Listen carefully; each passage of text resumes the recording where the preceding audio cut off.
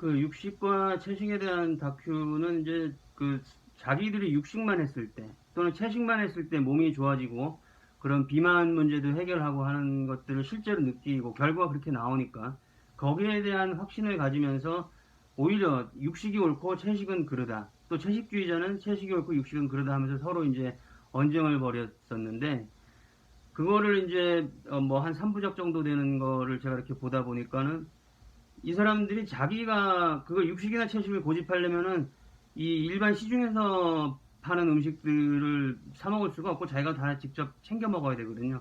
그러니까 육식을 먹는다고 해서 채소 양념이 들어간 게 아니라 소금을 찍어 먹든지 뭐 그 비타민은 내장까지 먹으면서 해결을 한다든지 뭐 그런 방식이 있기 때문에 음식이 되게 제한적이죠. 그러니까 남들과 같이 섞여서 뭐 대중적인 음식을 먹기가 어렵게 돼 있습니다. 그래서 육식이든 채식이든 이 하는 사람들의 결과를 보면은 양쪽 다 단백질 섭취 함량이 올라가요. 그거는 잡다한 걸 안 먹고 자기가 필요한 양분을 기본적으로 챙겨서 먹다 보면은 음식의 질이 좋아진다는 거거든요. 그래서 그것과 동시에 같이 봤던 또 다른 프로그램은 비만에 관련해서 이제 사람들이 그렇게 노력을 하는데도 왜 이게 해결이 안 되느냐의 문제를 거론할 때 여러 가지 가공식품들, 그러니까 바깥에서 사 먹거나 상업적으로 파는 음식들은 거기다가 질을 충분히 높여서 하기가 어렵게 되지 않습니까? 자기들이 상업적으로 이윤을 추구해야 되는 어떤 중간 경계선 향상이 있기 때문에. 그래서 거기에 맛으로 사람들을 끌어들이고 사람들이 현혹되게 하기 위해서 그걸 사람들이 끌려가다 보면은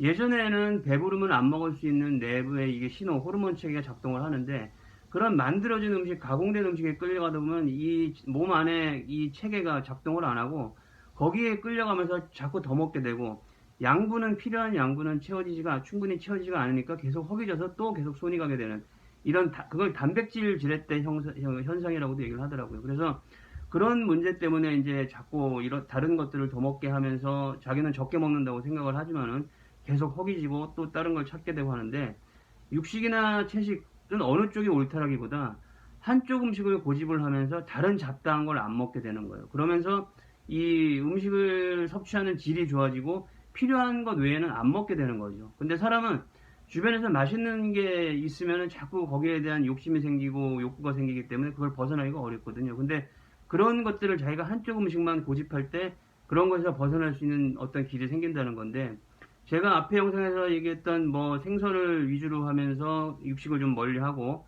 그리고 이제 그런 이 콩나물국을 가까이 하면서 술을 좀 멀리 할 수 있었던 것.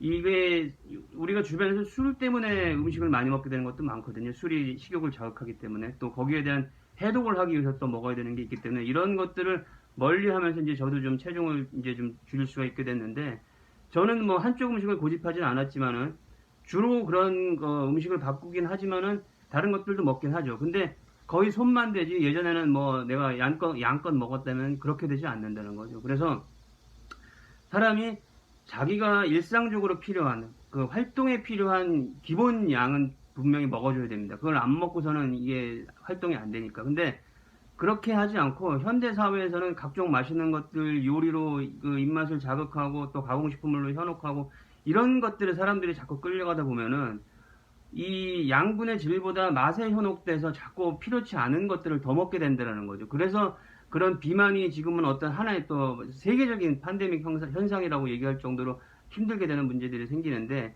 그 핵심에는 필요하지 않는 거를 먹지 않는 생활이 얼마나 가능하게 하느냐. 이게 핵심에 있다는 겁니다. 또 다음 영상에서 얘기하겠습니다.